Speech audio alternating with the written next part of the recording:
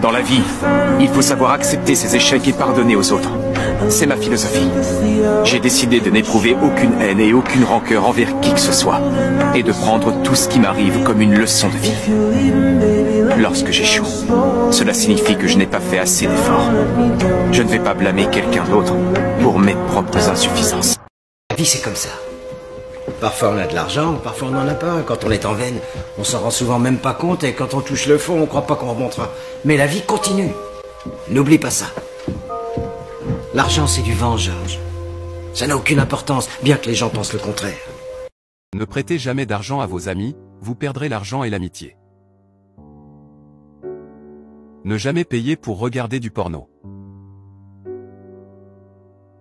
Vos amis pourraient être les amis de vos ennemis. Ne jamais mendier l'amour. Personne ne s'identifie à une personne pauvre. Arrêtez de penser et commencez à agir. Soyez gentil avec les gens, y compris les animaux. Restez humble, rien ne vaut la peine de se vanter. Apprendre à dire non et à le penser. Assumez vos erreurs, ne blâmez pas les autres. Travaillez d'abord sur vous-même. Quand tu arrêtes d'apprendre, tu commences à mourir. Ne remettez jamais à demain ce que vous devez faire aujourd'hui. Rien de ce que tu as n'est vraiment à toi. Les choses que vous attirez sont en corrélation avec ce qui domine vos pensées. Ne dites jamais à un être cher que vous êtes trop occupé. Ne gardez pas les problèmes avec votre partenaire pendant plus de 24 heures. Faites le bien et n'attendez jamais rien en retour. Arrêtez de dépendre autant des gens, les attentes tuent. Personne n'est toujours là pour toi, sauf la famille. Au moment de la mort, les gens ne regrettent pas les choses qu'ils ont faites mais celles qu'ils n'ont pas pu faire. La vie est orageuse, personne n'en est exempt, ceux qui s'y épanouissent sont ceux que l'on appelle les personnes qui ont réussi. Parlez moins et pensez plus. N'ayez jamais peur de voir grand. Ne soyez plus jamais ami avec quelqu'un qui vous a trahi. N'annoncez pas votre succès. Faites de votre source de bonheur un secret.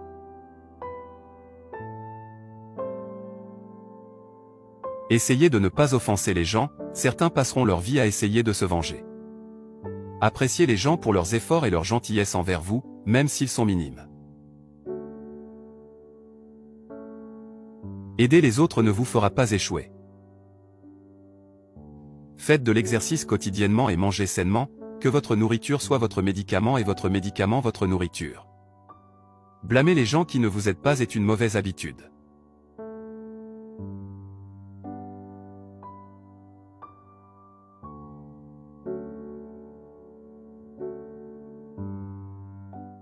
Pour atteindre la vraie joie, il faut passer par la souffrance et même par l'expérience des douleurs extrêmes.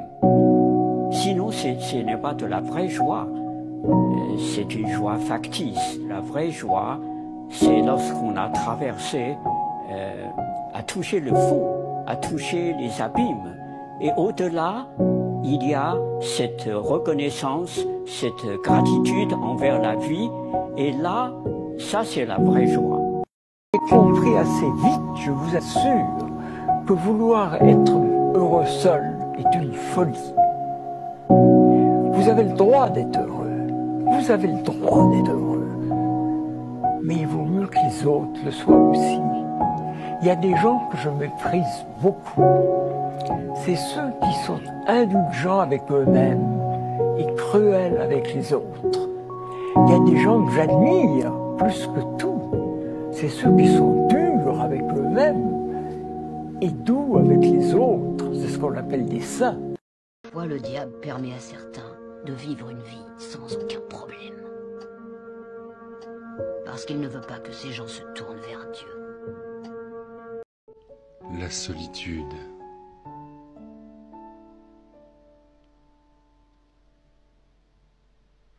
Ce n'est pas être seul, c'est regarder les gens qui vous entourent, se dire qui s'intéresse vraiment à moi, qui passe du temps avec moi, qui m'aime sincèrement? Qui aurait peur de me perdre? Alors on se rend compte que la réponse est toujours la même. Personne. C'est ça la solitude. Se sentir seul dans le cœur, perdre l'envie de sourire, l'envie de vivre, car la solitude vous ronge et vous laisse seul face à la douleur. Je me suis excusé sans être coupable. J'ai baissé la tête en ayant raison. J'ai fait pour les autres ce qu'ils ne feraient jamais pour moi. Ne me dites pas que je suis égoïste, parce que j'ai perdu le compte du nombre de fois où j'ai placé le bonheur des autres au-dessus du mien.